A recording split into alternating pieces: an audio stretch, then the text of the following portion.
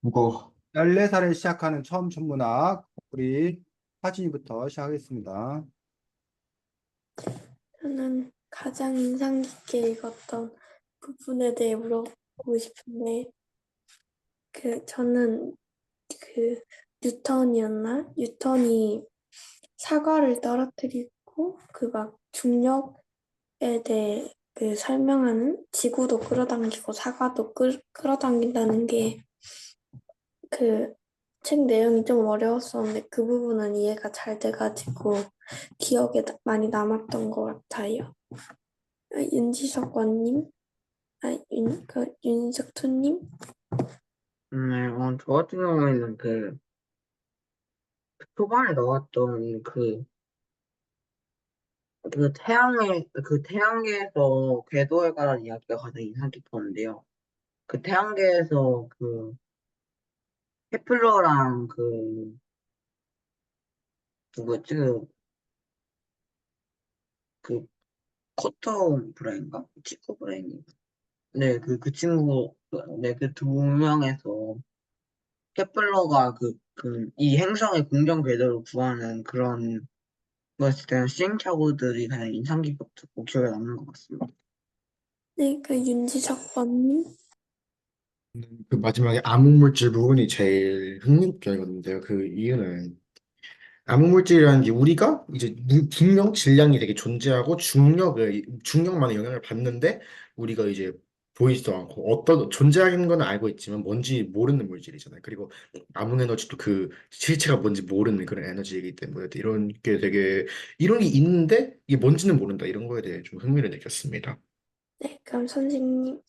네, 저는 케플러의 3법칙을 학교에서 그냥 시험 보느라고 열심히 외웠던 기억만 있는데, 그게 뭐 어쨌다고, 그게 뭐 대단하다고, 뭐 이런 생각을 했었는데, 이 책을 통해서 이 케플러의 3법칙이 왜 대단한가, 오랜 역사 동안 그 아리스토텔레스가 말했던 오른동을 하고 있다라고 굳건히 믿고 있었는데, 티코 브라의 어떤 그런 관측 자료와 아리스토텔레스가 오른동을 한다는 것 사이에 모순을 발견하고 그 문제를 어떻게 해결해야 되는 건가라는 부분에서 케플러가 아리토텔레스의 어떤 그런 주장을 폐기하고 새로운 그런 가설을 세움으로써 결국은 이제 어쨌든 진실을 이렇게 규명하는 데 크게 기여했다는 점에서 그런 점에서 왜 케플러의 삼법칙이 도대체 어떤 의미인지 왜 중요한지 이런 것들을 이 책을 통해서 알게 됐기 때문에 그 부분이 인상적이었습니다.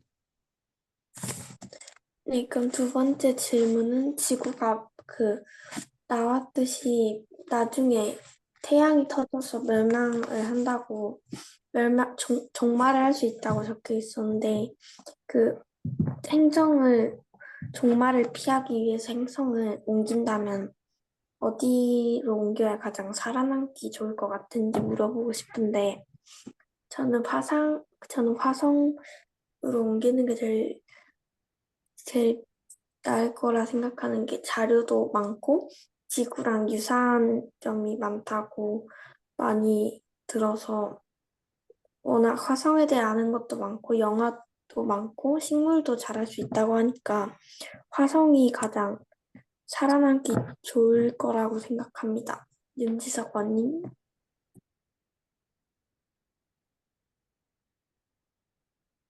네. 저는 아무래도 우리 목성의 위성들 중 하나겠죠. 알려진 바로는 목성의 행성 중에 이오나 유로파 이런 곳에서는 뭐 남극, 즉 얼음이 잔뜩 발견되기도 하고 지구와 비슷한 능력이 발견되기도 하고 이런 경우가 많았기 때문에 목성이 위성들 중 하나로 이주를 한다면 이주해야 되지 않을까 생각합니다. 네, 그럼 윤지석 투님. 사실상 그 태양이 기상적으로 꺼져서 한다면 솔직히 그냥 태양계는 버리는 게 맞는 것 같고 태양계 밖에 저희 다른 그 외생성 중에서 막 종류나 이름을 붙인 몇 개의 외생성들이 있는데 한 2광년, 3광년 정도 떨어져 있는 그런 외생성들로 가지 않을까 싶습니다. 지구와 가장 환경이 비슷한 그런 행성들로 가지 않을까 싶습니다. 네, 그럼 선생님. 네, 하진이 원래 질문이 뭐였어? 처음. 저 음, 지구가 만약 그 책에 나왔듯이 태양이 터져서 언젠가 지구가 음, 멸망 음.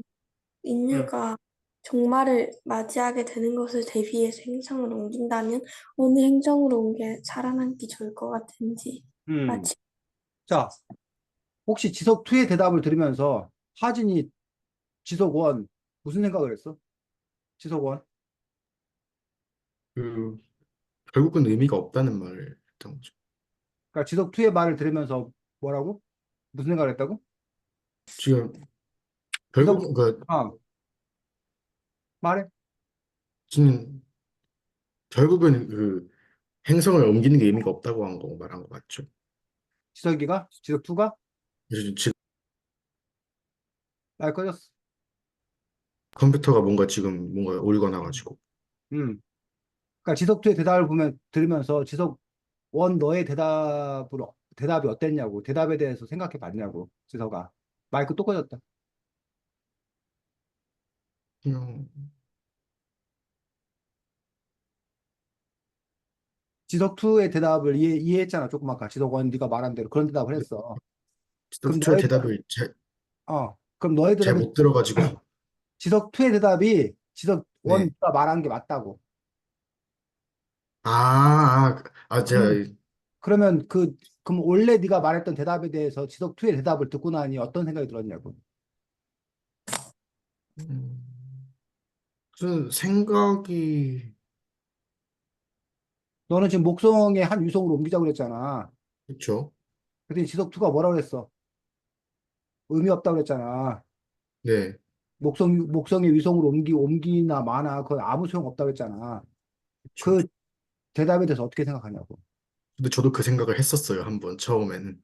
응. 근데 그래서 그냥 목성으로 옮기는 것도 이게 되게 선택지가 될 수도 있겠는데 솔직히 그것도 의미 없을 수도 있는데 이거는 인정하는 바다 약간 이렇게 생각했습니다. 하진이는 화성으로 옮기자고 그랬는데 지석2의 얘기를 들으니 아, 제가 이해를 잘못한 것 같아요, 지금. 음. 네. 자, 지금 하진이하고 지석원은 이런 얘기야. 대전에 핵폭탄이 터지는데 야, 우리 둔산동이 사이 좋다더라. 둔산동으로 옮겨가자. 우리 동네 논산 가자, 사기동에서 논산 가자, 논산 가자, 공주 가자 이 얘기잖아요. 그러니까 사실은 대전에 사실은 핵폭탄이 물론 어떤 규모의 핵폭탄이 터지냐 다르지만 대전에 터지면 대전시 전역이 사실은 쑥대밭이 될 건데 뭐 유성에서 둔산으로 옮기나 무슨 중구로 옮기나 별 의미가 없다는 거지. 태양계라는 것 자체가 결국은 태양을 중심으로 되는 건데 태양이 없으면 기본적으로 우리가 에너지를 얻을 수 없고 태양이 그 폭발하거나 이런 상황이 벌어지면 태양계 자체가 다 이제 휩쓸어가는 어떤 그런 상황들일 텐데 과연 화성으로 옮긴들 목성의 위성으로 옮긴들 과연 그것들이 무슨 의미가 있겠는 건가라는 부분인데 그런 점에서 이제 쌤이 지금 얘기하고 싶은 것들은 뭐냐면 원래 질문이 뭐냐라는 거야. 근데 사실은 하진 질문이 헷갈리는 게 지구 자체의 멸망, 지구 자체가 환경오염이나 뭐 이런 여러 가지 문제로 살기 안 좋은 곳이 될 거니까 지구와 비슷한 곳을 찾아서 가려고 하는 그런 프로젝트를 추진 중이잖아. 그러니까 그 군으로서 이제 아까 여러분들이 화성이라던가 뭐 목성의 위성이나 이런 거 그런 거 얘기할 수 있어. 근데 지금 하진이 그 쌤 그래서 이제 하진이 질문을 확인해 본 거야. 너 처음 질문이 뭐였냐? 태양의 폭발로. 이 책에는 태양의 폭발뿐만 아니라 이제 뭐야? 안드로메다 은하와 우리 은하가 뭐 할 거란 얘기야? 꺼지는 거. 합쳐질 거란 얘기야. 그럼 그렇게 됐을 때는 사실은 또 그 안에 변화가 더 엄청난 그런 변화가 있을 수 있다라고 얘기했지. 물론 이 책에서는 두 가지 가능성을 같이 얘기했어. 안드로메다 은하와 우리 은하가 합쳐진다 한들 우리 은하 중에서 태양계는 저 구석진 곳에 있다는 얘기야. 그러니까 두 개가 합쳐져도 어쩌면 운 좋으면 별 큰 영향을 받지 않을 거다라는 이야기를 한 거야. 그러니까 우리나라하고 일본하고 전쟁한다고 해서 우리나라 전체가 다 쑥대밭이 되는 건 아니란 얘기야. 특히 전쟁이 심하게 일어나는 지역에서 쑥대밭이 되는 거지. 지금 현재 우크라이나 전쟁 하잖아. 그 우크라이나 네, 전쟁하는데 우크라이나의 동부 쪽만 전쟁을 하는 거야. 나머지 수도나 이쪽에는 그냥 일상을 살아. 사람들이. 그런 점에서 아니 전쟁이 났는데 어떻게 그럴 수 있냐. 물론 그들도 영향을 받지. 전쟁이 일어났기 때문에 생활 인플레이션도 되고 뭐 여러 가지 문제가 있지.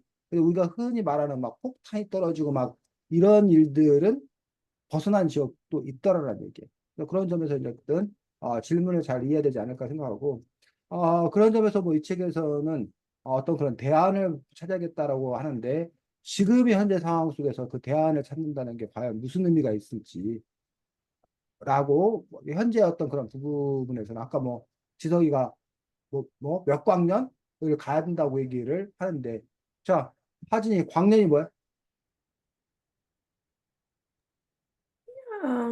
모르겠어요. 광년? 지석원 뭐 이렇게 놀래? 지석원 광년이 뭔지 설명해줘 하진이한테. 빛이 1년 동안 가는 거리. 하진아 이해했어? 네, 빛이 1년 동안 가는 거리. 너 혹시 빛의 속도를 알아? 하진아? 그 태양과랑 지구 거리가 8초 정도 걸린다고. 어. 그럼 8초 걸리는 거를 그럼 지구와 태양 사이의 거리를 1년 동안 가야 된다. 그 8초에 갈 수 있는 거를 1년 동안 가니까는 그걸 뭐 몇 번이야? 수만 번 왔다 갔다 해야 되는 거지. 그래서 암흑 미터. 보통 어? 아니, 그래서 보통 우리가 1초에 지구를 7바퀴 반 돈다고 그러잖아. 맞아요. 그러면 이제 1분만 돼도 뭐 지구를 420, 한 450바퀴 정도 돌게 돼. 400, 약간 뭐 400, 4, 500바퀴 돌고 1분만 돼도 한 초속 시간만 30만 킬로미터. 어? 뭐라고? 초속 30만 킬로미터로 하더라고요. 초속 30만 킬로미터? 3m per 어. 세컨드.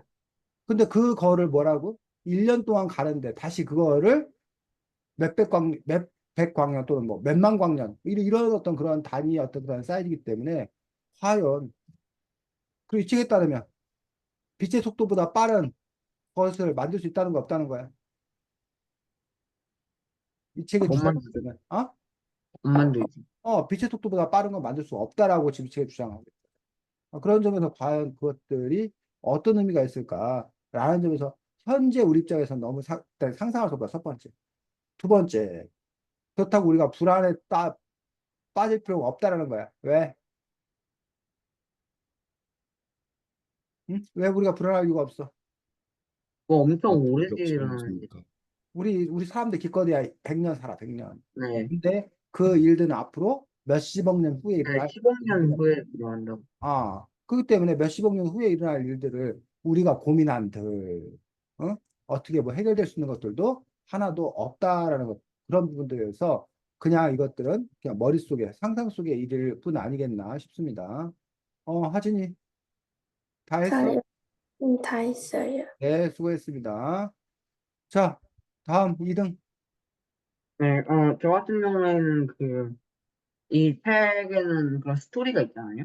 그러니까 뭐, 이게 뭐, 케플러부터 뭐, 코per니쿠스 뭐 이런 식으로 진행되면서 갈릴레오 갈릴레이 뭐 이런 등의 사람들이 나오고 그에 대한 업적이나 그런 게 나오면서 점점 비밀들이 밝혀지고 그런 비밀들을 밝혀지는 등의 내용이 전개가 되는데 이런 스토리상에서 자신이 이 스토리를 보면서 예측하고 뭔가 재밌게 봤던 것 중에서 뭔가 가장 내 예상에 어긋나고 뭐 그런 그러니까 내 예상과 달라서 약간 당하거나 뭐 그런 혹시 내용이 있으면 한번 말씀해 주시면 좋을 것 같습니다. 저 같은 경우에는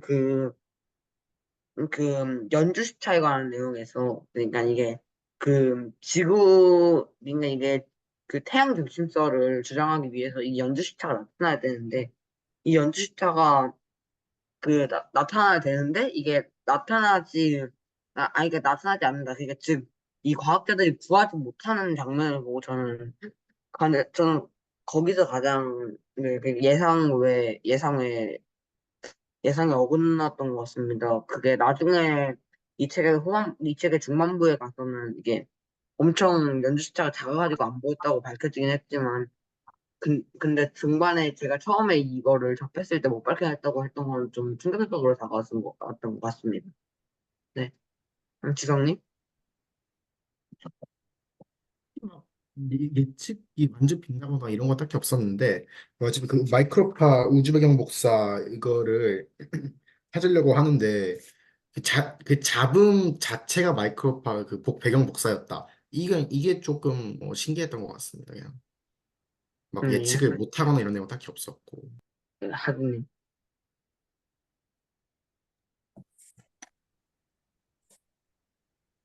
하진님? 저도 딱히 없었던 것 같아요. 네, 준님. 준이, 그 접속이 안 아니, 되나? 좀 많이 끊기는데요? 응? 준이 튕기는 것 같은데요, 계속. 준이야, 들려? 보이스톡으로 할까요? 준이, 네 목소리가 안 들린대, 준이야. 자, 지성이 그냥 진행해. 네, 선생님?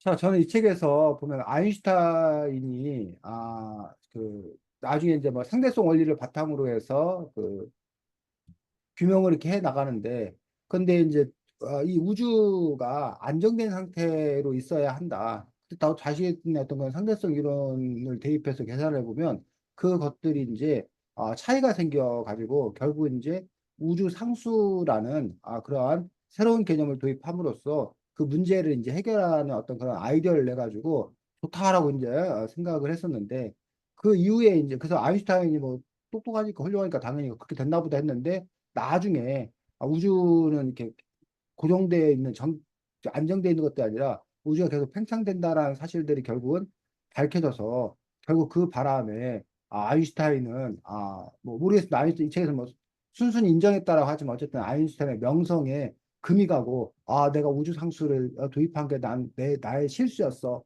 나의 최대의 오류였어라고 이렇게 했는데 근데 이 책에 또 보다 보니까 그 다음에 이른바 아까 기석이 얘기했는데 암흑물질이라든가 이런 존재들로 인해서 이것들을 설명하기 위해서는 또 다른 우주 상수를 얘기해야만 하는 그런 상황이 지금 현재 도래되었다고 해서 이거 아인슈타인을 놀리는 건가 싶기도 하고 그런 점에서 좀 이렇게 상당히 좀 이렇게 뭐 좋게 말하면 흥미진진하고 나쁘게 말하면 좀 혼란스러운 그런 면이 있었습니다. 네, 알겠습니다. 응? 다 네, 했다고? 네. 음, 채팅창에다 써봐야 되나? 제가 준이한테 한번 전화 걸어봤는데 안 받네요. 그래. 다시 전화 걸어볼까요?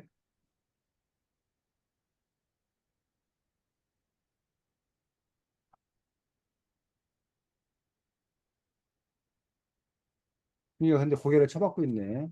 보라고 썼는데도 불구하고. 자, 그 다음에 일단은, 지석, 원. 네, 하겠습니다. 첫 번째로 마지막에 외계인에 관련한 내용이 나오는데요. 그래서 그래서 이게 혹시 외계인이 존재하는지 그리고 또 우리가 그 만약 존재한다면 찾을 수 있을까? 이거에 대해 어떻게 생각하는지 물어보고 싶은데요. 저는 전에 어떤 TV 프로그램에서 이런 걸 봤습니다. 근데 그게 되게 주장이 재밌어가지고 하여튼 음악 이런 게 외계에서 온 것일 수도 있다. 그래서 음악 이런 사상 자체가 우리에게 기생하고 있는 거다. 이런 재밌는 발상을 본 적이 있습니다. 그래서 뭐 음악을 하는 사람들은 이 외계인들의 숙주가 되고 이런 식으로 외계인이 존재하고 있다.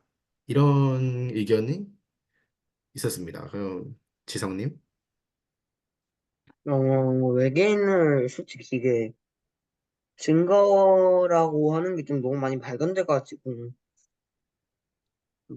외계인이라는 게 맞는 것 같다고 생각은 하는데, 이게 확실히 그러니까 뭔가 정확히 밝힐 수밖에 없잖아요. 솔직히 뭐, 기록 같은 것도 다 옛날 사진 몇 장, 뭐, 그런 것들이니까. 그래서 지금 있긴 하겠지만, 아직 뭐, 저희와 소통하거나 뭐, 그럴 생각은 없는 거라고 저는 생각을 합니다. 네. 하진님? 저도 이 우주에서 저희 생명체만 있다고는 생각은 안 하고, 화성에서도 생명체가 많이 발견이 되었다고 하고, 다른 곳에서도 외계인이 살 수 있는 환경이 발견되었다고 하고 해서, 전 외계인이 존재할 것 같다고 생각합니다. 네. 선생님? 자, 외계인이라는 말에서 외계에 사는 사람과 같은 존재라고 우리가 생각하는 그런 부분들인데 외계에 사람 같은 존재가 과연 있을 건가라는 부분들에 대해서는 뭐 있기 어렵지 않나라고 생각을 합니다. 결국은 그 조건들이 기본적으로 비슷하다는데 물론 이제 우주가 워낙 광대하기 때문에 확률적으로 똑같은 조건이 있을 수 있지 않냐라고 이제 하기 때문에 그러니까 확률적으로 별로 없지만 워낙 우주가 넓기 때문에 확률이 높아지는 뭐 이런 식의 어떤 그런 논리를 갖고 얘기하는 거가 있어서 뭐 그 말이 일면 타당하긴 하지만 어쨌든 대신 이제 외계 생명체로 범위를 넓힌다면 그리고 아까 지석이가 말했던 대로 뭐 음악 뭐 이런 형태라던가 뭐 이런 식으로 그 외계 각자의 환경 각자의 상황에 따라서 또 다른 어, 방식으로 존재하는 것들. 근데 과연 그런 존재가 우리와 같은 방식으로 소통할 수 있을 것인 건가라는 부분들. 또는 지능, 지능을 갖고서 뭔가를 변화시킬 수 있는 어떤 그런 존재가 있는 건가라는 또 그런 부분들. 그런 부분에서는 사실 좀 이렇게 의문스럽다라고 생각합니다. 그래서 이 책에 이제 그런 얘기가 나옵니다. 외계인이 기껏 와가지고 무슨 뭐 아마 뭐야 남미에 있는 그 뭐지 아스카 선생님 이름이 갑자기 생각 안 나는데 그 커다란 도형 같은 거 그려놓고 뭐 그런 소크. 그림이나 그런 거나 그려놓고 그다음에 빙빙 뭐 몇 바퀴 돌다가 그런 걸 하고 갔겠냐 외계인이 존재한다라면 그 말들이 상당히 저한테는 오히려 더 설득력 있는 이야기입니다. 준이 그냥 잘 들려? 질문, 준이 들려 이제? 안 들려 준이야? 근데 둔이 지금, 음. 둔이는 들리는 것 같은데요?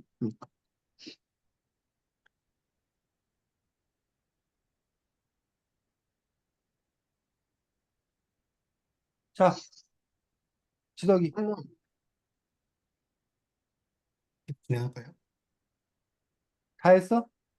아니, 저 더 있습니다. 너 해? 알겠습니다. 그러면은 그 이쪽에 상대성 이론에 대한 간단한 이야기가 나오는데 텍스트 상대성이랑 일반 상대성 이론 둘 다 나오잖아요. 그래서 이 상대성 이론을 처음에 아직 간단한 이 요약해놓은 개념이긴 하지만 봤을 때 이거에 대해서 좀 어떤 생각이 들었고 또 그리고 이것을 자기가 이해했다고 생각하는지.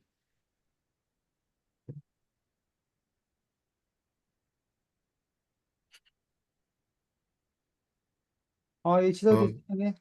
네. 그래서 그거에 대해 한번 질문을 드리고 싶었는데요.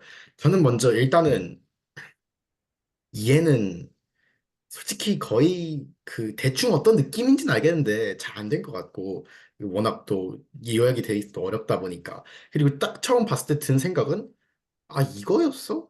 딱 이 생각이었습니다. 저는 상대성 이론이 어렵다 이런 되게 엄청난 거다라고만 들었지 이런 내용인지는 잘 몰랐거든요. 그래서 아 이런 거였구나 이런 생각이 들었습니다. 지석이? 일단은 이게 뭔지라는 생각이 먼저 들었고, 그리고 이건 어떻게 만들어낸 거지라는 생각이 먼저 두 번째로 들었습니다. 음, 네. 하진 저는 이해를 잘 못한 것 같습니다. 일단 제 머릿속에 기억이 잘 안 나가지고, 읽은 기억은 있는데 어떤 내용인지 기억이 안 나가지고, 제 생각에 제가 이해를 잘 못해서 기억이 안 나는 건가 생각합니다. 네. 선생님? 네, 저도 그냥 상대성 이론에 대해서 그냥 말만, 이름만 들었지.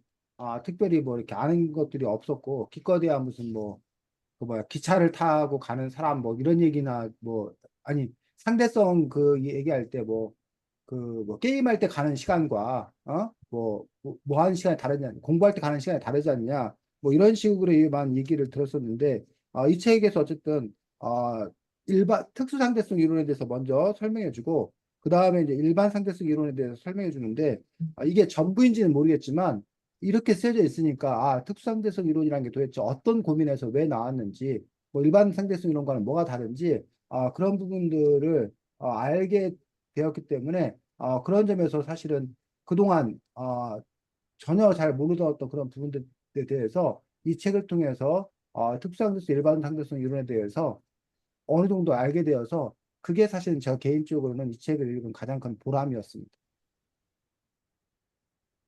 그리고 마지막 세 번째는 그냥 그냥 가볍게 대략 해주시면 되는데, 빅뱅, 우리가 알고 있는 우주의 가장 시작이 빅뱅이잖아요. 그럼 빅뱅 전에는 뭐가 있을까? 이건 이제 아무런 증거도 없기 때문에 그냥 상상력으로는 지어내서 대답해 주시면 될 것 같은데, 저는 이런 형태의 우주가 다시 원래 있었다고 생각합니다. 저기 나왔던 것처럼 그 우주에서 빅크런치가 일어나서 완전히 하나로 다시 든 다음에 다시 빅뱅이 일어났다. 약간 이렇게 상상을 한번 해봤습니다. 지석이? 솔직히 근데 빅뱅 자체도 근거가 없어요. 이게 그냥 빅뱅도 솔직히 이게 좀 이론. 무식하게 솔직히 말하는 건 솔직히 말하면 뭐 신이 와가지고 세상을 창조했다 이거랑 뭐 다를 바가 없는 그거긴 한 그 설이라서 솔직히 과학계에서는 인정받지 않는 설로 알고 있는데 뭐 만약에 뒤에 뭔가 전에 뭔가 있었다고 한다면은 뭐 뭐 아무것도 없는 세상에서 생긴 건 아닐 거 아니에요. 뭐 이 우주 이런 것도 그 저희 지구에서 생명체가 생겼을 때 그 태초에 그런 생명체가 생겼을 때처럼 여러 복잡한 과정들이 뭔가 겹쳐서 단순한 우연으로 겹쳐서 한 번에 일어나서 뭔가 생명체가 발생한 게 아닐 거라고 그 이 빅뱅이 발생한 게 아니라고 저는 생각을 합니다. 네. 네. 하진님? 저는 더 생각해보고 하겠습니다. 네.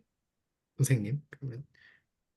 네, 저는 제가 뭐 기독교 신앙을 갖고 있기 때문이기도 하지만, 제가 이제 신앙적으로 신앙을 가질 수 있는 이유들, 이런 점에서, 그 자체가 저는 그 신이라고 생각을 하기 때문에, 결국은 뭐, 빅뱅, 선생님?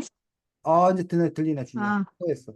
어, 빅뱅 이전의 어떤 그런 상태에 대해서 아무도 말하지 못하지 않냐. 그래서 신의 존재에 대해서 증명하지 못하는 것처럼 저는 그것 자체를 우리는 신이라고 고백한다.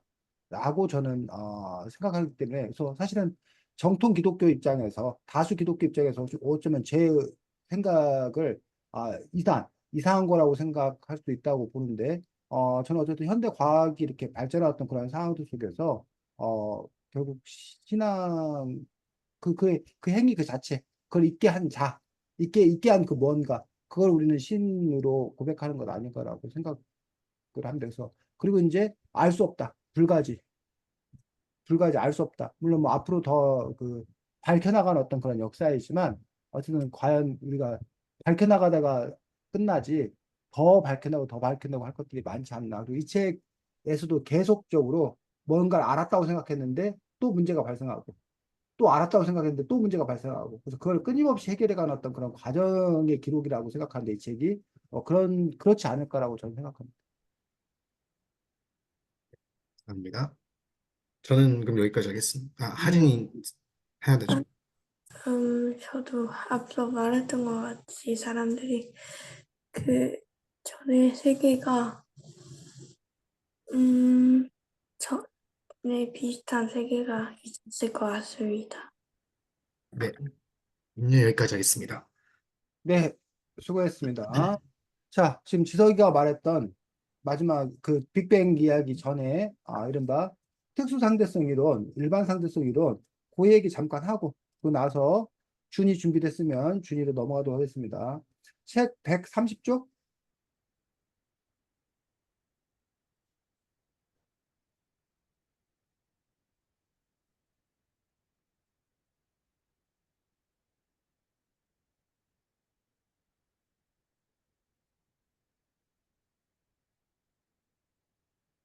자, 두 번째 문단부터 읽어주겠습니다. 천천히 읽어보겠습니다. 두 번째 문단. 네, 그럼 두 번째 문단이요? 여기부터. 길이, 시간. 길이, 시간 여기부터죠. 음, 길이, 시간, 질량과 같은 물리량을 측정한 후 측정된 물리량 사이에 어떤 관계가 있는지를 밝혀내는 것이 아, 물리학이다. 따라서 물리학에서는 물리량을 측정하는 것이 매우 중요하다.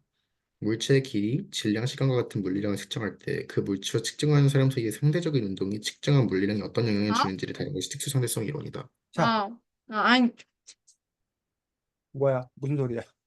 자, 그래서 지금 보면, 요 물리량을 측정할 때, 그 측정한 값만 우리는 본다는 얘기예요. 그러니까 우리가 쉽게 말하면 이 볼펜의 길이를 재. 그럼 우리가 자를 갖다가 이 볼펜의 길이를 잴 거 아니야. 그래서 우리는 당연히 요 자를 갖다가 볼펜의 길이를 이렇게 재는데 그러면 이거는 정해져 있다고 생각하는 거야. 어떻게 재든 상관없다고 생각하는 거야.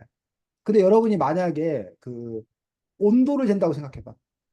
온도를 잰다고 생각했을 때 내 손이 따뜻할 때와 내 손이 차가울 때 그 물체를 잡았을 때 내 손이 따뜻할 때와 차가울 때에 따라서 그 물체의 온도가 뭐해?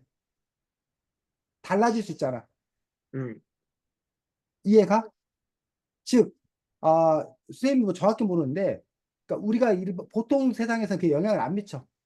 근데 무슨 광양자의 세계나 이런 세계에서는 그 측정하는 사람이 그 존재 자체도 뭐 한다는 거야? 영향을 미친다는 거야. 그 객관적인 값을 우리가 찾아낼 수 없다는 거야. 그 부분에 대해서 이야기하는 것들이 특수상대성 이론이라는 거야. 계속 읽어보겠습니다. 선생님.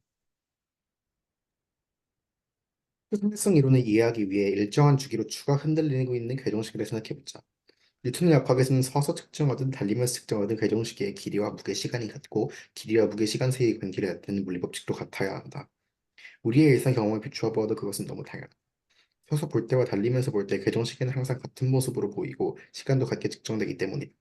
자, 그래서 지금 보면 아인슈타인이 우리가 천재다고 얘기하는 것들은 바로 뉴턴에 의해서 설명된, 그래서 우리가 커다랗게 세 사람 보면 돼. 제일 처음에 아리스토텔레스. 아리스토텔레스에서 그 설명된 그러한 그 물리 세계가 있다는 얘기야. 근데 그거를 누가? 뉴턴이 뒤집은 거야. 그 뉴턴에 의해서 이제 설명되는 거야. 근데 뉴턴에 의해서 설명됐다고 생각되는 것들이 이제 누구에 의해서? 아인슈타인에 의해서 다시 설명이 되는 거야.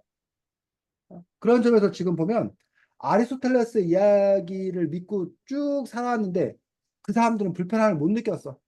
왜? 아는 게 그만큼밖에 없었으니까. 근데 더 많은 걸 알게 되니까 아인슈타인의 그 역학으로는 설명이 안 되는 게 나타나. 그러다가 이제 누가? 뉴턴이 그걸 다 설명해 낸 거야. 근데 더 발전하다 보니까 이제 뉴턴의 역학으로는 또 설명이 안 되는 네, 게 있는데 그걸 다시 누가 설명하고 있는 거야? 아인슈타인이 아인슈타인. 설명하고 있는 것들을 볼 수 있다는 거예요. 그래서 뉴턴에서는 서서 측정하건 달리면서 측정하던 즉 측정하는 측정자가 측정자의 변화는 측정 값에 영향을 안 미친다. 안 준다고 생각했던 거예요. 그런데 아인슈타인은 그렇지 않다고 얘기를 하고 있는 거예요. 계속 읽어보겠습니다. 특수 상대성 이론을 이해하기 위해 일정한 주기로 수가 흔들리고 음, 있는 개종시기를 생각해 보자. 그거 읽었잖아. 쪽 아니에요, 준이야. 나 읽었어요? 131조. 지성이 계속 읽어보면. 아, 그러나 그렇게 되면 서서 측정할 때와 달리면서 측정할 때 빛의 속력이 달라야 한다. 길가에서 버스의 속력을 측정할 때와 기차를 타고 달리면서 버스의 속력을 측정할 때 버스의 속력이 다르다는 것은 누구나 알고 있는 사실이다. 그렇다면 빛의 속력도 서서 측정하느냐, 달리면서 측정하느냐에 따라 달라져야 한다. 그러나 정밀한 실험을 하는 과학자들은 빠른 속력으로 달리고 있는 지구에서 측정할 때 모든 방향으로 달리는 빛의 속력이 같다는 것을 알아냈다. 이것은 뉴턴 역학으로는 설명할 수 없는 일이다. 19세기 말 과학자들은 이 문제를 어려움을 겪고 있었다. 자, 여기서 지금 얘기하고 있습니다. 자, 하진아. 네, 너가 이해하면 우리 다 이해하는 거야. 지금 네, 하진이가 지금 그걸 제일 어렵다고 했으니까, 네, 너가 이해를 해야 지석투나 준이나 다 이해하는 거라고. 네. 어. 자, 지금 이 거에 따르면, 하진아, 이게 지금 여태까지 읽은 부분이 뭔 말이야? 네가 이해한 대로 한번 설명을 해봐. 음, 아직 이해를 못한 것 같아요. 음. 자, 지금 이 글을 읽었는데, 아, 여기 궤종시계. 자, 시계추가 이렇게 왔다 갔다 하지. 네, 하진아, 네, 왜 시계추가 왔다 갔다 한단 말이야? 하진아, 네, 시계추가 왔다 갔다 하고 있다고. 네. 그런데 네가 그거를 서서 볼 때와 달리면서 볼 때 그 시계추가 왔다 갔다 하는 게 같게 보여? 다르게 보여? 다르게 보여요. 다르게 보여? 음, 응? 같게 보여요. 자, 여기서는 지금 뭐라고 그랬어? 여기 130쪽에 뉴턴 역학에서는 서서 측정하던 달리면서 측정하던 궤종식의 길이와 무게, 시간의 길이, 길이와 무게, 시간 사이의 관계를 나타내는 물리 법칙은 뭐 해야 된다? 같아야 한다라고 얘기를 하고 있어. 응? 근데 같게 보인다면 왜 같게 보이냐는 얘기야. 자, 여기 131쪽 갖고 그럼 보겠습니다. 자, 길가에 서서 버스의 속력을 측정할 때 너가 이렇게 서 있는데 버스가 휙 지나가. 어? 그 속력을 측정할 때와 너가 기차를 타고 달리는데 옆에서 버스가 달리고 있어. 그때 속력을 측정할 때와 같아 달라? 달라요. 같아요. 같아요. 같아? 같아요. 자신 나를 기준으로 보는 거니까 나도 움직이고 있으면 옆에 있는 게 더 느리게 움직이게 보이게 되는 근데 절대적인 속력을 말하는 거 아니에요? 아, 여기 아니면, 보는 걸 말하는 거야. 나를 그럼 기준. 다르죠. 다르죠. 다르다는 얘기야. 어? 그래서 이 책에 따르면 그러니까 쉽게 말해서 내가 서 있는데 버스가 50km 달려. 그러면 그 버스가 50km 빨리 휙 지나가는 거 느낀단 말이야. 근데 하진이 너도 50km 달리는 기차를 타고 있고 버스도 50km 가고 있어. 그럼 이게 두 개가 이렇게 같이 갈 거 아니야. 그럼 네. 버스가 빨리 간다는 느낌이 든다는 거 안 든다는 거 하지나. 든다는 거. 빨리 간다는 느낌이 든다고 네가 너도 달리고 있고 이 버스도 달리고 있는데 이 버스가 그럼 빨리 가고 있다는 생각이 든다고? 하지나? 버스가 더 빠르니까. 아니, 봐. 너는 서 있는데 버스 혼자 50km 가고 있어. 그럼 버스가 휙 지나갈 거 아니야. 네, 너가 고개가 이렇게 될 거 아니야. 네, 어? 그러면 버스가 빨리 간다는 걸 알아 몰라? 알아요. 안단 말이야. 근데 너가 지금 기차를 타고 있어. 기차가 50km 달리고 있다고. 그럼 하진이 너도 이렇게 가고 있지. 근데 이 네, 옆에 버스도 50km 똑같이 달리고 있어. 똑같이 이렇게 가고 있다고. 그럼 하진이 네가 이 버스를 봤을 때 이게 빨리 가고 있다는 걸 느끼냐고. 네, 느낀다고? 하진아 너 이렇게 있는데 계속 버스는 네 눈앞에 그냥 계속 있잖아. 네 네, 눈앞에서 안 움직이잖아. 근데 그게 빠르다고 느껴? 네, 버스가 움직이는 거 아니에요? 그러니까 버스도 계속. 움직인다. 너도 움직인다고. 너도 같이 이렇게 움직인다고. 네 눈에 버스가 이렇게 같이 가고 있는 게 보인다고. 근데 음, 버스가 빨리 가는 게 느껴지냐고. 안 느껴져요. 그거는 왜냐하면 그냥 움직이고 있지 않는 것처럼 보인단 말이야. 그 부분에 대해서 근데 왜 그럼 그렇게 보이느냐라는 부분에 대해서 의문을 제기하는 거야. 그러면서 뭐라고 하고 있어? 빛의 속력도 서서 측정할 때와 달리면서 측정할 때 서로 뭐 해야 된다? 달라야 된다. 달라야 한다라고 얘기를 하고 있어. 원래는 원래는 달라야 돼. 어? 그런데 뭐 하다는 거야? 같다. 봤더니 빛의 속도가 같다라는 거야. 그럼 왜 같은가? 즉, 아까 너가 서서 딱 측정했더니 50km 달리고 있어. 50. 근데 달리는 버스에서 달리고 봤더니 그건 뭐? 원래는 뭐가 나와야 되는데 50이 나와야 되잖아. 근데 거기서는 0 이렇게 나오더란 얘기야. 어? 아까 뉴턴은 같다고 그랬는데 그걸 왜 다른가라는 부분에 대해서 그래서 그 부분을 어떻게 설명하고 있어? 자, 그 다음 문단 읽겠습니다. 1905년 아인슈타인은 이 문제를 해결하기 위해 새로운 이론을 제안했다. 서서 측정하거나 달리면서 측정한 물리량이 같을 뿐만 아니라 물리 법칙도 같다는 뉴턴 역학의 설명을 무시하고 서서 측정할 때나 달리면서 측정할 때 물리 법칙과 빛의 속력이 같은 대신 길이, 질량, 시간과 같은 물리량이 달라진다고 주장했다. 일정한 속력으로 달리고 있는 사람 모두에게 빛의 속력이 같게 측정되도록 하기 위해 물리량을 희생시키도록 한 것이다. 이것은 쉽게 이해할 수 없는 이야기지만 이렇게 하면 여러 가지 물리 현상을 모순 없이 잘 설명할 수 있다는 것을 알게 되었다. 어, 자, 여기서 요 말이 이제 그동안 뉴턴의 주장과 아인슈타인의 주장이 서로 뭐 하다는 거야? 다른 그 상관, 부분들이. 음, 자, 하진이 뭐라고 하고 있어? 뉴턴의 주장은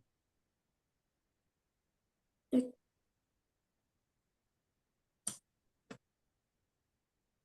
뉴턴의 주장 131쪽 밑에 둘째 줄 하진아. 음, 뉴턴은 서서 측정하건 달리며 측정하건 뭐 해야 된다고?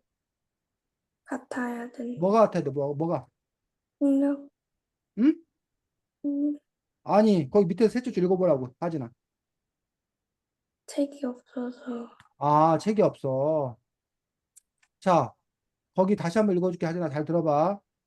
서서 측정하거나 달리면서 측정한 물리량이 같을 뿐만 아니라 물리 법칙도 같다는 뉴턴 역학의 설명. 자, 뉴턴은 뉴턴이라고 갖고 물리량도 같고 뭐도 같아? 물리 물리 법칙. 법칙도 같다.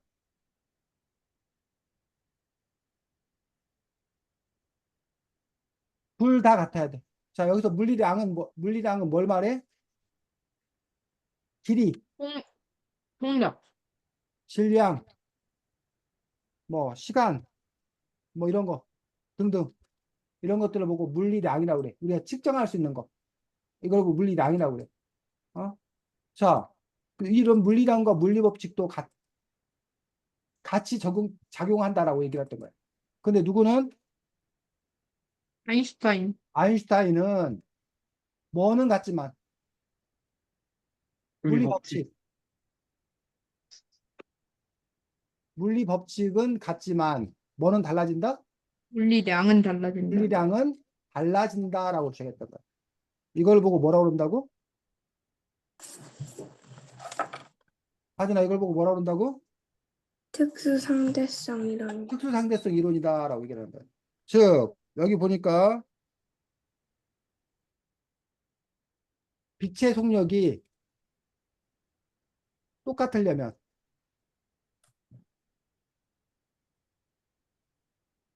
그러면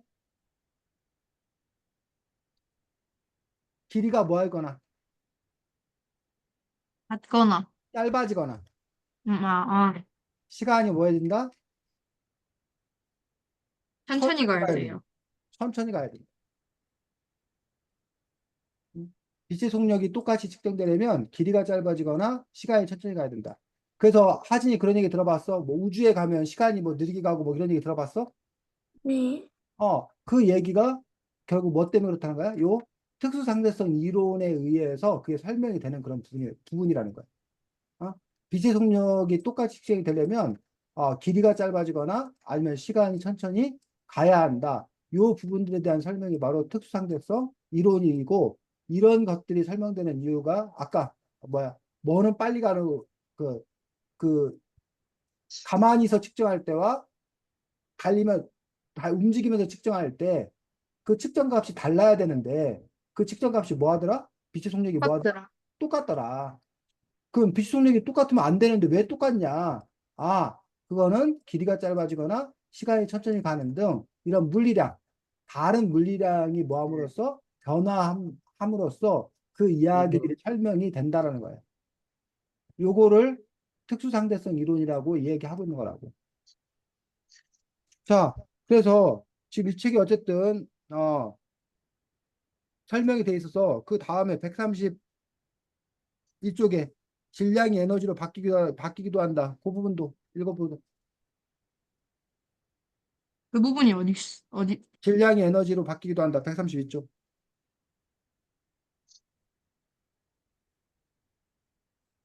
지석 2는 책 갖고 있어? 저 제가 책 읽겠습니다. 전자책으로, 네, 어? 지석 2 말고. 전자책으로밖에 너도 없어요. 책이 없어? 저 전자책으로밖에 없어요, 지금. 전자책으로밖에 없어. 네. 저 사진은 있습니다. 아무것도 없고. 지석은 이거.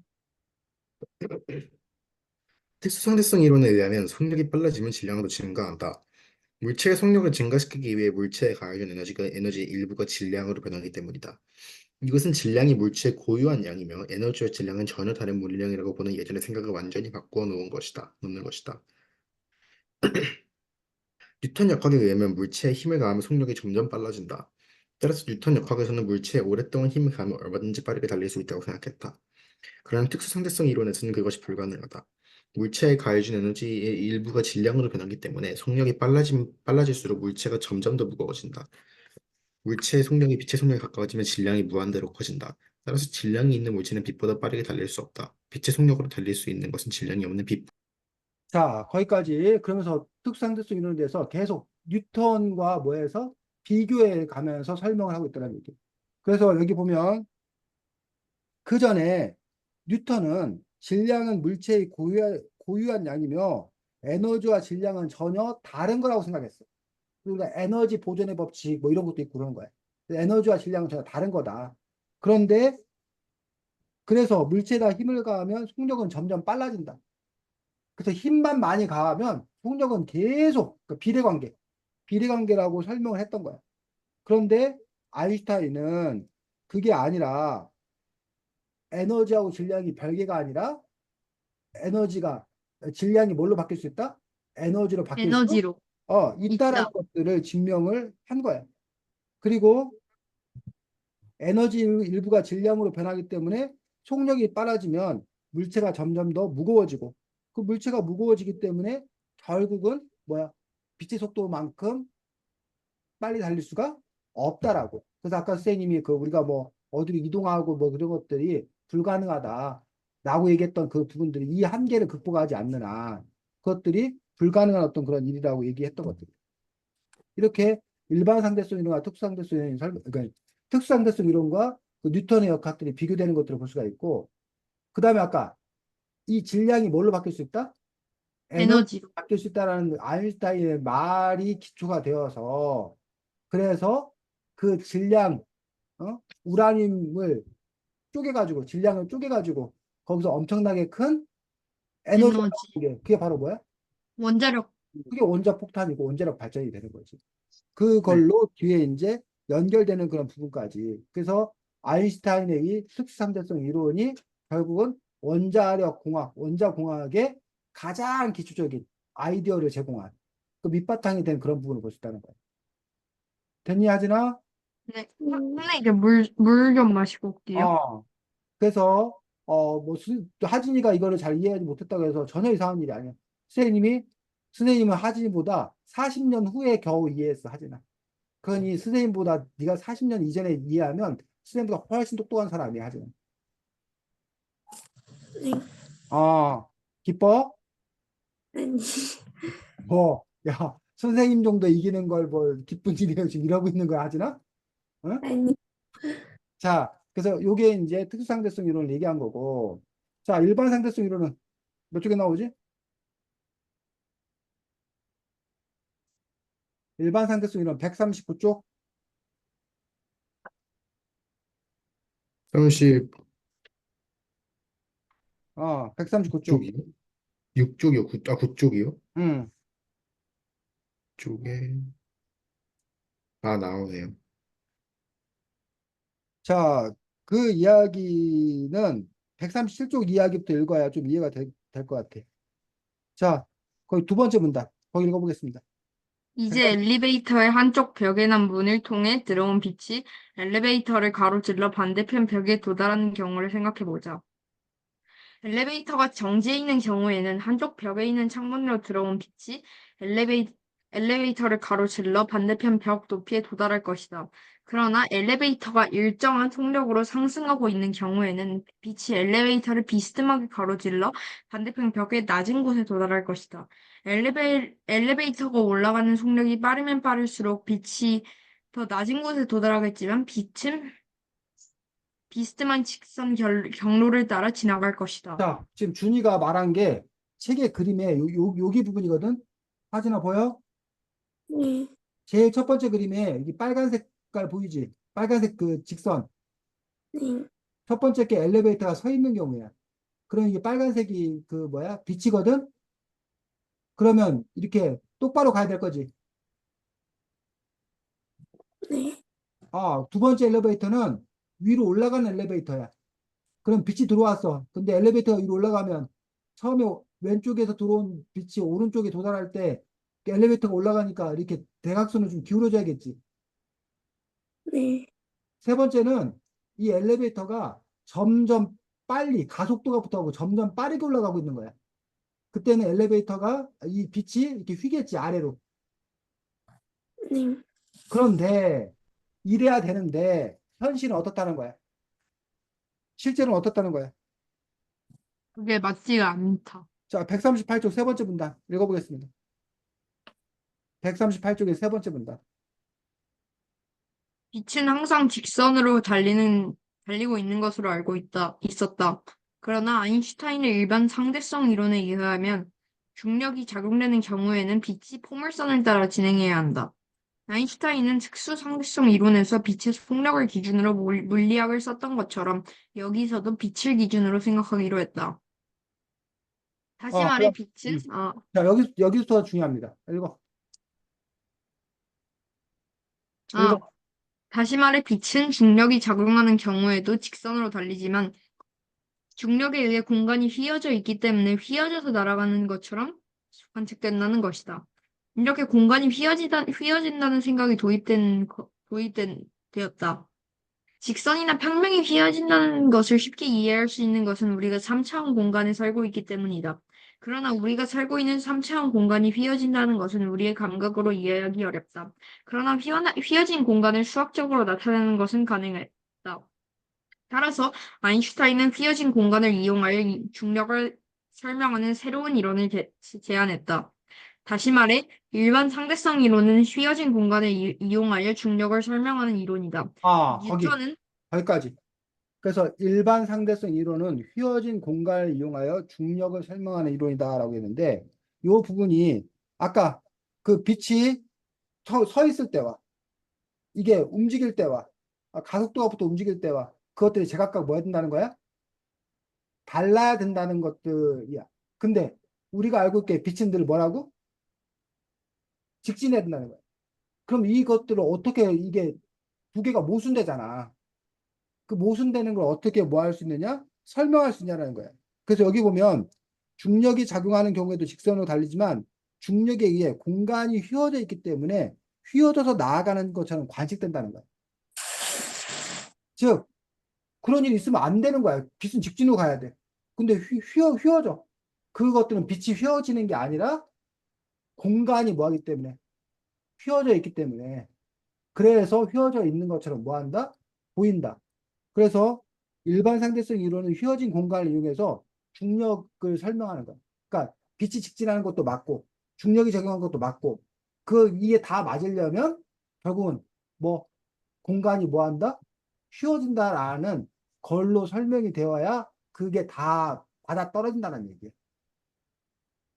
그런 식으로 설명하고 있는 것들을 이 책에서는 일반 상대성 이론이라고 얘기하는 거예요.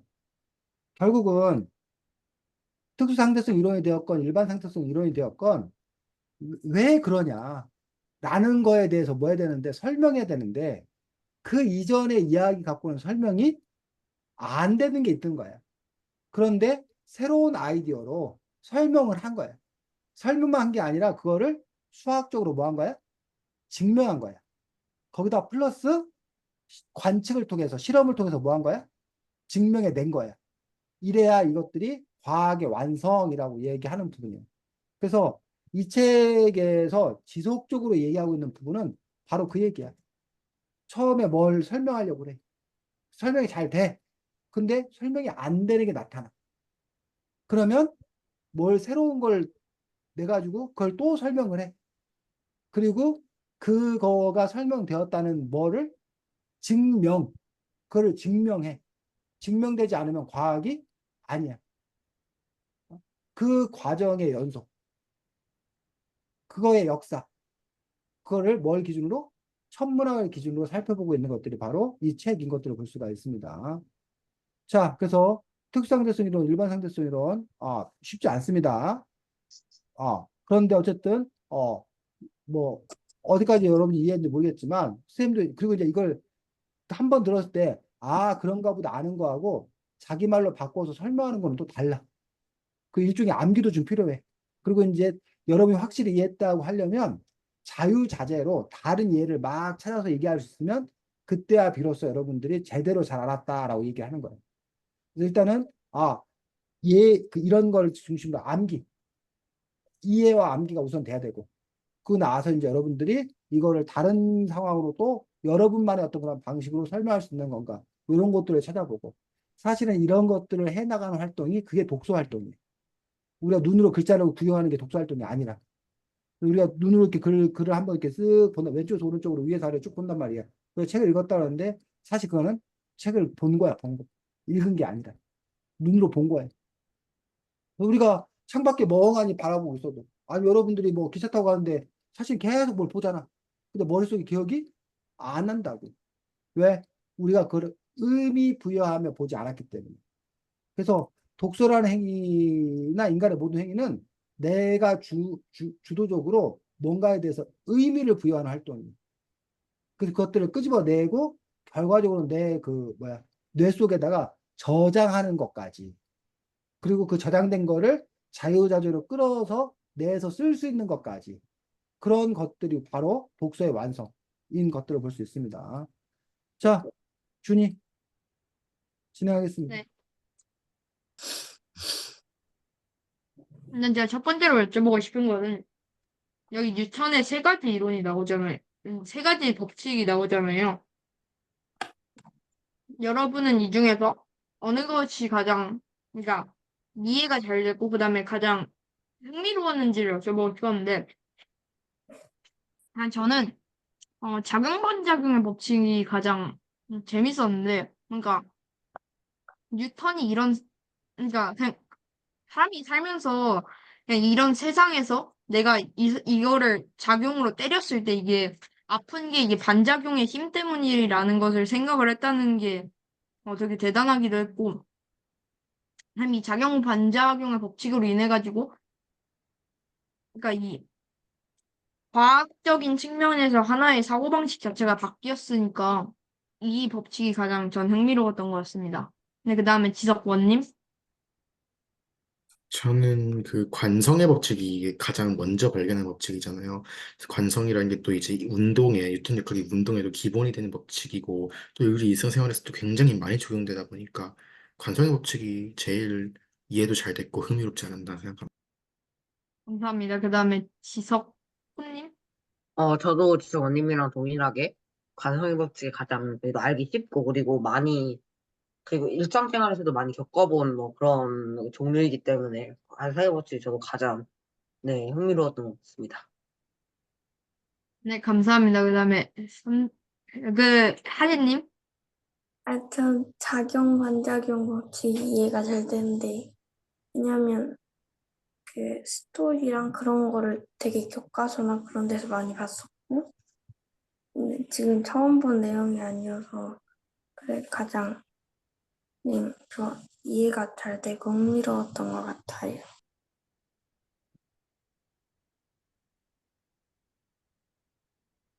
네, 감사합니다. 그 다음에 선생님. 네, 저도 이 책에 따르면 작용반작용의 법칙에 대해서 당연히 저는 지구가 우리를 끌어당기고 있는 거다. 라고 이제 그게 뭐 중력이다. 라고 생각을 했는데 그게 아니라 서로가 서로에게 영향을 미치고 있는 거다. 나도 사실은 지구를 내가 끌어당기고 있는 거다. 지구가 나도 끌어당기고 있는 거다는 점에서 내가 지구를 끌어당기고 있다는 생각을 해본 적이 없는데 이 책에서 원래 그 어떤 그런 중력의 법칙이라고 하는 것들은 만유력의 법칙이라고 하는 것들은 서로가 서로를 끌어당기는 거다. 다만 지구가 나를 더 세게 끌어당기는 것뿐이지 나 역시 뭔가 끌어당기는 것들을 하고 있다는 어떤 그러한 설명들이 상당히 신선했습니다. 그럼 제가 두 번째로 여쭤보고 싶었던 거는 이 책에서 가장 재밌었던 부분을 여쭤보고 싶었는데 저는 이 53쪽에 지구 중력을 극복하는 데 필요한 비용이라는 게 되게 재밌었는데, 그러니까 그러니까 로켓을 날려가지고 막 우주를 탐험하는 비용을 막 보면 진짜 상상을 초월할 정도로 엄청난 비용이 드는데 그러니까 막 1, 2조 단위로 다 돈이 들잖아요. 그런데 이 책에서 1kg를 우주로 날려 보낼 때 드는 돈을 정확하게 알려줘가지고 훨씬 더 되게 재밌고 그 다음에 재밌었던 것 같아요. 그 다음에 지석춘님.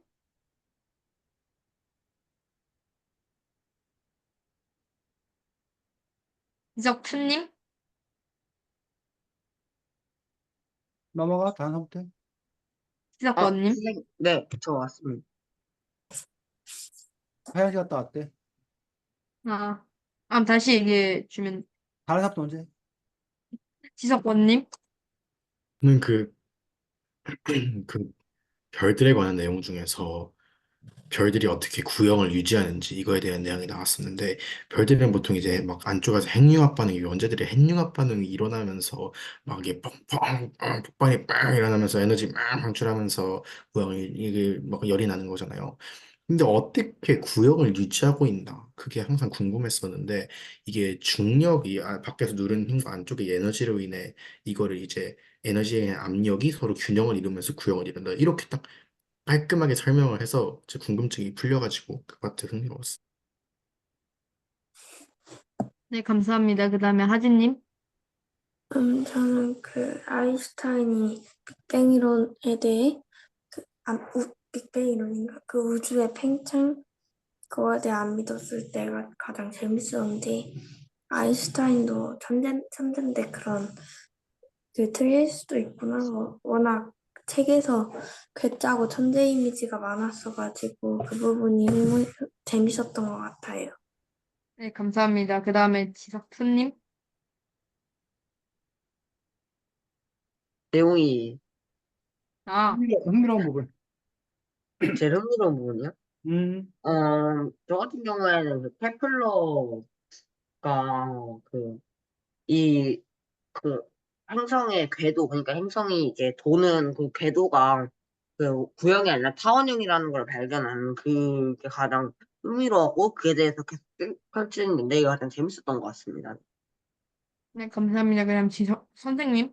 네, 뭐 여러 부분 흥미로운 부분이 많았었는데 그중에 하나 소개하자면 티코 브라헤와 케플러가 이른바 동상이몽. 티코 브라헤는 자신이 천동설과 지동설을 합친 제3의 안을 제시하는데 그거를 수학적으로 증명해 줄 사람이 필요했는데 수학적 능력이 뛰어난 케플러가 와서 그거를 자기의 이론을 완성시켜 줄 거다라고 해서 이제 케플러를 환영했고 케플러는 전혀 다른 생각. 지동설이 옳다는 걸 증명해야 되는데 자료가 부족해서 티코 브라이가 갖고 있는 자료를 내가 이용해서 지동설을 증명해 보이겠다. 이런 식으로 두 사람이 동상이몽을 꿈꾸면서 이렇게 손을 잡고 뭔가 작업을 해내는 것들 이런 부분들이 이렇게 그 학문이라고 하는 것들이 이렇게 발전되는 것들이 순수한 열정 연구만으로 되는 것들이 아니라 그런 여러 가지 일들 스토리가 있구나라는 어떤 그런 부분들이 흥미로웠습니다. 네, 감사합니다. 전 여기까지 하겠습니다. 네. 자, 선생님이 지금 했던 얘기를 좀 더 더하면, 자, 티코브라의 이야기 제일 처음에 나오는데, 거기 잠깐 보겠습니다. 10쪽. 자, 10쪽에 보면, 과학 발전에 있어 뭐가 중요하다? 는 걸 알 수 있어? 자류? 10쪽 내용 보면. 티코브라이가 그렇게, 잘 관측할 수 있었던 거는 티코브라이의 아, 능력도 중요했지만, 돈. 돈이 중요해요, 돈. 그래서 이 책에도 보면, 그 이후에도 돈이 중요하다는 얘기가 여러 차례 나와요. 지금도 결국 우리나라도 우주 강국이 되느냐 안 되느냐는 것들은 정부가 우주 개발 사업에 얼마나 예산을 뭐 할 거냐? 투자할 거, 많이 투자할 거냐? 투자하지 않을 거냐에 따라서 그 판도는 확 달라진다는 거예요. 결국 투자를 어디다 할 거냐?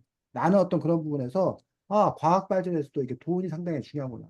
그래서 실제로 나중에 여러분이 과학자가 된다 했을 때 과학자가 연구만 잘하면 된다라고 생각하는데 과학자의 중요한 능력 중에 하나는 연구를 잘하는 것도 중요하지만 더 중요한 능력은 뭐라는 줄 알아 혹시?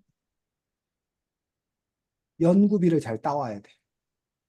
연구비를 잘 따와서 내가 하고 있는 프로젝트가 되게 뭐한 프로젝트다? 중요한 프로젝트다. 라는 것들을 설득해 낼 수 있는 어떤 그런 힘. 그게 상당히 중요하다는 거예요. 그래서 이런 과학계도 유행을 타. 어느 분야가 막 연구가 몰려갖고 막 잘 되다가 그럼 우수한 사람들이 거기 몰려서 막 뭐가 돼. 그럼 다른 데는 죽 쓰는 거예요. 그다가 그거에 성과를 못 내고 하면 또 다른 데로 방향이 바뀌기도 하다라는 얘기예요. 그런 점에서 나중에 여러분들이 뭘 택할 때도 두 가지지. 잘 나가는 데를 여러분이 잘 택해서 가는 방향이 있고 아니면 여러분 자체가 이제 뭐가 되어서 강력한 사람이 되어서 여러분을 끌어오면 되는 거죠. 장사도 마찬가지야. 상권. 장사가 잘 되는 데 가서 뭐 해야 돼? 몫이 좋은 데 가서 장사를 해야 성공해. 근데 또 하나의 방법은 여러분이 뭐 예를 들면 백화점이다. 여러분이 스타벅스다. 그럼 그게 생기면 오히려 그쪽으로 뭐해? 사람들이 몰려와. 그래서 그곳이 더 활성화돼. 그래서 그런 점에서 여러분들이 능력이 있으면 여러분들이 하는 거 그 자체가 성공의 보직이야.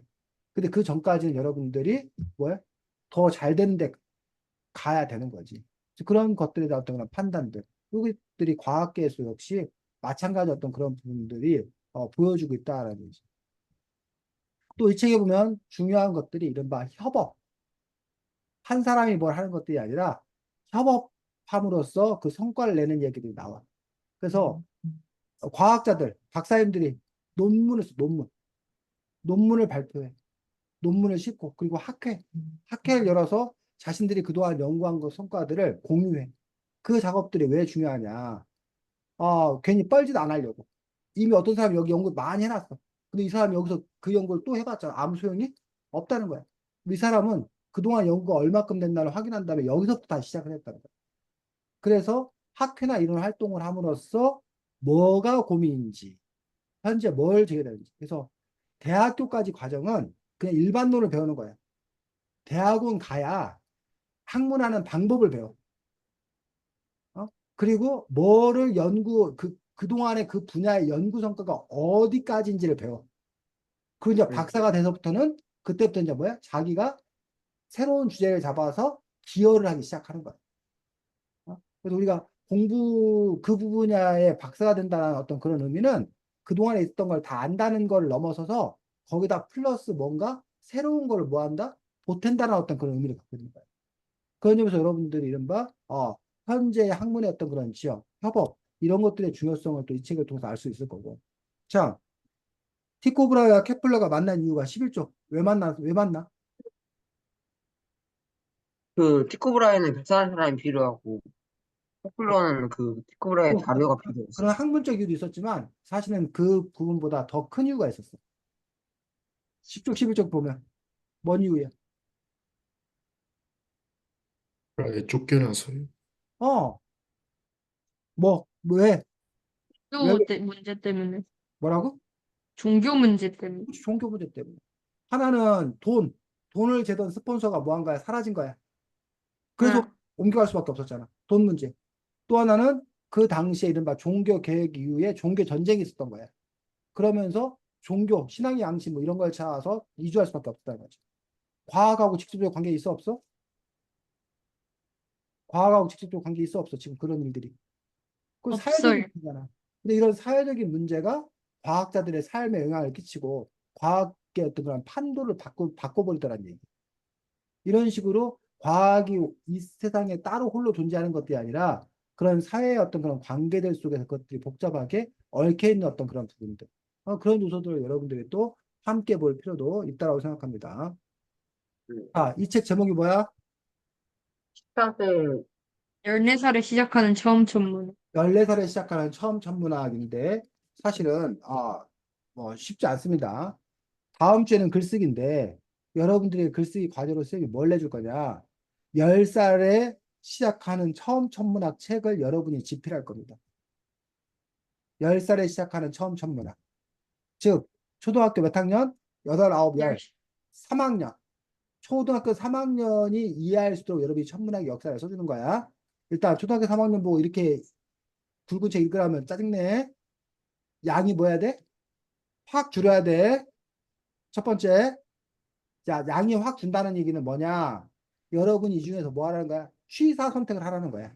아, 여기서 더 중요한 건 이거기 때문에 초등학교 3학년 정도면 이 정도만 알고 있으면 돼. 이걸 이렇게 많이 할 필요 없어. 그래서 여러분들이 그거를 추려내는 게 여러분 첫 번째 여러분 능력이에요. 뭘 추려내고 뭐를 빼버릴 거냐. 그 부분이 첫 번째 중요한 거야. 두 번째, 여기 있는 말이 여러분도 이해하기 어려운 어떤 그런 말도 있는데 여러분이 이해한 말로 그 초등학교 3학년이 이해할 수 있는 말로 쉬운 말로 뭐 해야 된다? 바꿔 써야 된다. 그 두 가지가 핵심인 거야. 양을 뭐 해라? 중요한 걸, 줄여라. 중요한 것들을 뽑아서 양을 줄여라. 설명 풀이 자체를 뭐 해라? 쉽게 해라. 그 두 가지 미션을 바탕으로 여러분들이 14살에 시작하는 처음 천문학 책을 읽는데, 하는데 쉽게 말하면 사실 요약하는 거예요, 요약. 근데 이게 단순 요약은 아니야. 단순 요약은 사실 양만 이렇게 줄인 거거든. 어? 축약하는 거거든. 근데 지금 그것이 아니라 그거를 버전을 다운해서 더 쉽게 풀어서 한번 써보는 건데, 이렇게 하라고 하는 이유는 그 과정에서 여러분이 여러분 나름대로 이해한 천문학 역사를 한번 쭉 써보는 어떤 그런 의미가 있어. 그래서 아까도 선생님 잠깐 얘기했는데 아리스토텔레스의 천문학이라고 하는 어떤 그런 부분들. 그 다음에 내려와서 프톨로마이오스는 아리스토텔레스 천문학을 사실은 강화시키는 역할을 해. 그다가 쭉 내려와서 이제 누구? 그 코페르니쿠스가 음, 그동안 내려왔던 그 뭐야, 프톨로마이오스의 어떤 천문학 막 천몇백 년 동안 내려왔던 그걸 뒤엎어버려. 그 코페르니쿠스 이후에 이제 중요하게 뭐 뉴턴이 나온다던가 뭐 아인슈타인이 나온다던가 그 위에 뭐 허블이 나온다던가 이런 식으로 지금 선생님이 중요하게 이렇게 선생님이 생각하는 중요한 인물들을 이렇게 얘기했고 그 것들에 대해 설명했고 여러분들이 참고로 삼을 수 있는 것도 이 책의 좋은 점이 이거야. 사실 차례. 요 차례에서 이야기하는 그 천체는 어떻게 움직인다. 천체사에는 어떤 힘이 작용한다. 이런 분에서 그 전에는 이렇게 생각했는데 이 사람에 의해서 이렇게 생각이 바뀌었습니다. 이런 식으로 서술해 주는 것도 괜찮아. 그래서 그런 식으로 그 말들을 그래서 어떠한 변화의 역사를 가졌는지. 그러니까 그러면서 이제 그게 그래서 뭐가 더 좋아졌는지. 뭐 이런 것까지 쓸 수 있다면 더 좋겠지. 지속원 숙제 이해했어? 글쓰기 숙제? 지속투 네. 준이 네.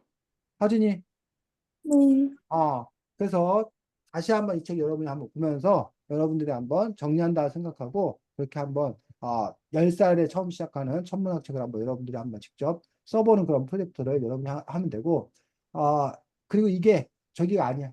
시간 낭비도 아니야. 왜냐면 여기 나와 있는 내용 여러분들 어차피 학교 지구과학 시간 나중에 지구과학 시간에 다 배울 내용들이에요. 이미 배운 내용도 있을 거고. 그래서 여러분들이 실질적으로 학과 공부에도 일정도 도움이 되는 어떤 그런 책들이기 때문에 그 프로젝트를 해볼 만하다고 생각합니다. 방학했어? 오늘 오늘 했어요, 그랬어. 방학식. 자, 방학 축하해. 축하 선물이었네. 10살에 시작하는 천문학 글쓰기가 방학 선물이네. 아주 좋은 쌤이지, 하진아. 네. 저렇게 착해. 자, 잘 지내시고, 다음 주에는 아마 시간을 좀 당겨서 한다고 들었는데, 다음 주에는 오전에 한다는 것 같던데, 아니요? 다음 주에 너네가 11시 한다, 11시. 오전 11시에. 아마 너네 어디 가나 봐. 놀러 가나 봐. 네. 오전 11시에 다음 주에 만나도록 하겠습니다. 다음 주에 봅시다. 수고 많았습니다. 안녕. 안녕히 가세요. 음. 음.